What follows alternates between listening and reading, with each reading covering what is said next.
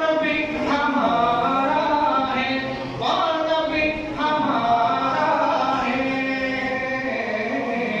जिसका कोई सामने नहीं, वो नबी हमारा है।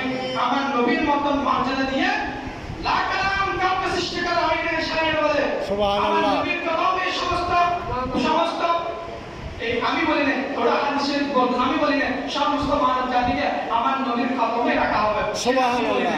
সেটা কবি বলতেছে, হাদিস বলতেছে, সেটা আমার মুখের জবানের কথা নয়। আল্লাহ তাআলা আমাদেরকে আমার রাসূল সাল্লাল্লাহু আলাইহি সাল্লামের উপযুক্ত উম্মত হওয়ার তৌফিক দান করুন।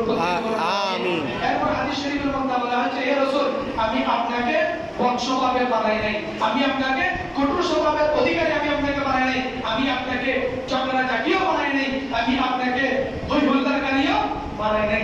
সুবহানাল্লাহ। আমি আপনাকে বানাইছি বিসমিল্লাহির রহমানির রহিম, ওয়া মা আরসালনাকা ইল্লা রাহমাতাল লিল আলামিন। হে রাসূল, আমি আপনাকে বানিয়েছি সমস্ত সৃষ্টির জন্য রাহমাতুল লিল আলামিন। আমি আপনাকে কি বানিয়েছি? রাহমাতুল লিল আলামিন।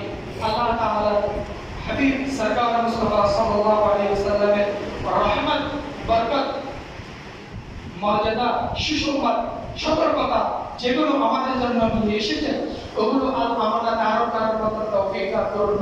আমিন। আজকে ঈদ আজম, ঈদ আকবর, जिसने ঈদ মিলাদ নবী আপনাদের মাগরিবের নামাজের পর আলোচনা হবে।